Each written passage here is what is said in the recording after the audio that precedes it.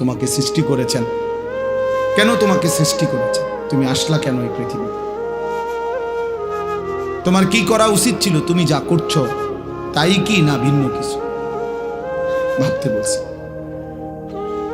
আল্লাহ তাআলা কোরআনুল কারীমের মধ্যে বলছেন, আফা হাসিবতুম আন্নামা খালাকনাকুম আবাসান, আমার বান্দা তোমরা কি এই ভেবেছো আমি তোমাদেরকে এমনি এমনি সৃষ্টি করেছি, অনর্থক, আবাস, বেহুদা, খাইবা ঘুমাইবা পেশাব পায়খানা করবা, এই জন্য এ তো জানোয়ারের স্বভাব, খায় ঘুমায় পেশাব পায়খানা করে, লজ্জাস্থানের চাহিদা পূরণ করে। এই চার জিনিস তো জানোয়ারেরও পূরণ হয়, খানা, পেশাব পায়খানা, ঘুম এবং যৌন চাহিদা, লজ্জাস্থানের চাহিদা পূরণ। এই চার জিনিস এটা তো জানোয়ারেরও পূরণ। একটা কুত্তাও তো খায় ঘুমায় পেশাব পায়খানা করে, কুত্তারও তো যৌন চাহিদা পূরণ হয়, নাহলে কুকুরের বাচ্চা হয় কেন?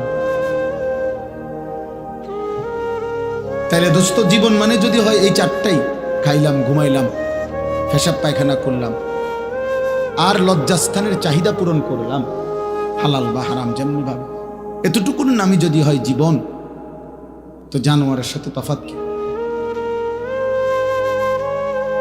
কুকুর বিড়ালের সাথে পার্থক্য কি? হাইওয়ান জন্তু জানোয়ারের সাথে পার্থক্য কি? দুনিয়া তো আমাদের চাইতে তারা বেশি ভোগ করে, জানোয়ার। একটা হাতি, গবেষকদের কথা হলো বন্য হাতি একদিনে 250 কেজি খাবার খায়, 90 লিটার পানি পান করে। একটা তিমি একবারে 200 জন সামর্থ্যবান যুবকের সমপরিমাণ খাবার খায় একবার। একটা বাঘ তো কোনোদিন গোশত ছাড়া ভিন্ন কিছু খায় না। একটা সিংহ তো কোনো বেলা গোশত ছাড়া ভিন্ন কিছু খায় না। একটা ভাল্লুক তো গোশত ছাড়া ভিন্ন কিছু খায় না। তাহলে জঙ্গলের হাজারো প্রাণী আছে যারা আমাদের চাইতে দুনিয়া বেশি ভোগ করছে। তুমি আর আমি ভাইয়া বেশি কি ভোগ করব? কোনো বেলা ফাঙ্গাস, কোনো বেলা তেলাপিয়া, কোনো বেলা ফার্মের মুরগি, কোনো বেলায় কক মুরগি, শাক, আলু ভর্তা, ডাল, এই তো সামান্য। এই জন্য আমাদের ইনসাফের সাথে ভাবা উচিত। দোস্ত আমার, বন্ধু আমার, বাপ আমার, প্রিয় ভাই আমার, কষ্ট হলে তুমি চলে যাও, কোনো সমস্যা নেই, তুমিও থাকবা না আমিও থাকবো না। এখানে আমরা কেউই বসতে আসি, এই ঘন্টা খানিকের ভিতরেই দেখবো এটা খালি হয়ে গেছে। আমার জীবনে আমি বহুবার এরকম প্যান্ডেলে দাঁড়াইয়া মাহফিল শেষ হওয়ার পরে অনেক দিন আমি দেখছি, এই ছেলে অপদার্থ,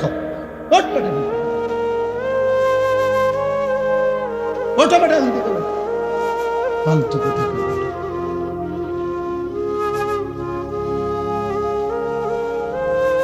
কিছু ছেলে আছে এমন, মানে কোনোভাবে ব্রেনেই টোটাল কাজ করে, কারে নিষেধ করলো ও জানে না। আফসোসের আফসোস, ন্যূনতম ব্রেন কোনো কাজ করে। আহা, এই পরিমাণ মাসহুর মানে জাদুগ্রস্ত মোবাইল আজকে তোমাদেরকে সেহের করলে, কোনো মানুষকে জাদু করলে ওর নিজস্ব ব্রেন, বুদ্ধি, বিবেক কাজ করে না। তুমি জিজ্ঞাসা করো। ঠিক অসংখ্য ছেলে তোমাদেরকে মোবাইল এমন মাতাল, বিকৃত মাথা বানায় ফেলছে, তোমাদের নিজস্ব আত্মপরিচয় কারণ কাজ করে। তোমার একবারও মনে হয় না যে তোমার সৃষ্টিকর্তা কে, তোমার একবারও মনে হয় না তোমার এই সৃষ্টি করলেন কে। তোমার একজন নবী ছিলেন, তোমার একটা ধর্ম আছে, তোমার একটা কিতাব আছে, তোমার একজন মা আছে, বাবা আছে, তোমার একটা বংশ পরিচয় আছে, তোমার একটা ধর্মের পরিচয় আছে, তোমার সৃষ্টিকর্তা আছে। তোমাকে তার কাছে ফিরতে হবে। কি করতেছো বাপ? এতটুকু আত্ম অনুভূতি যার ভিতরে নাই, যে নিজের বিবেক নিজের মধ্যে জাগে না, জাগে, সে আসলেই সুস্থ না, স্বাভাবিক, এ প্রতিবন্ধী, এ মানসিক বিকারগ্রস্ত, মাতাল। এই জন্যই বললাম, আল্লাহ বলছেন, আফা হাসিবতুম আন্নামা খালাকনাকুম আবাসান, বান্দা তুমি কি এই ভেবেছ যে আমি তোমাদেরকে অনর্থক বানিয়েছি? ওয়া আন্নাকুম ইলাইনা লা তুরজাউন। এবং আল্লাহ বলেন, আর এটাও কি ভেবেছো, মনে করছো যে তোমরা আমার কাছে আসতে হবে না? কি এটা ভাবছেন আপনারা? আল্লাহর কাছে ফিরতে হবে না? বলো না ভাইয়া, বলো, নওজোয়ান ভাই বলো, আল্লাহর কাছে ফিরতে হবে না? তাইলে তো ওনার কাছে কিভাবে দাঁড়ায়? বলো না আব্বা, আজকে সারাদিনে এক ওয়াক্ত নামাজ, ফজর, জোহর, আসর, মাগরিব, এশা, মাত্র 14 বছর 16 বছর বয়স, এত কম বয়সে এত বড় গাদ্দার হইলা যে একটা ওয়াক্ত নামাজ পড়লা না, একটা সেজদা দিলা না। মুসলমানের বাচ্চা এত বড় নিকৃষ্ট হয়? মুসলমানের ঘরে এত বড় বেয়াদব হয়? মুসলমানের ঘরে এত বড় অসভ্য হয়? মুসলমানের ঘরে এত বড় জানোয়ার ঘুমায়? এ তো মানুষ না। নিশ্চিত সে মানুষ না বাপ। যার কপালে সেজদা নাই সে শয়তান। ইবলিসকে শয়তান বলা হয়েছে কেন বলেন? কোন দিন থেকে শয়তান বলা হয়েছে? যেদিন সেজদা ছুটে গেছে। এর আগে কি সে শয়তান ছিল?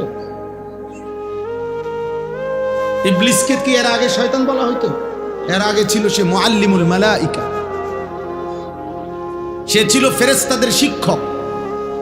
যেদিন সেজদা ছুটে গেছে, একটা সেজদা দেয় নাই, আল্লাহ বলছে আজকের থেকে তুই শয়তান,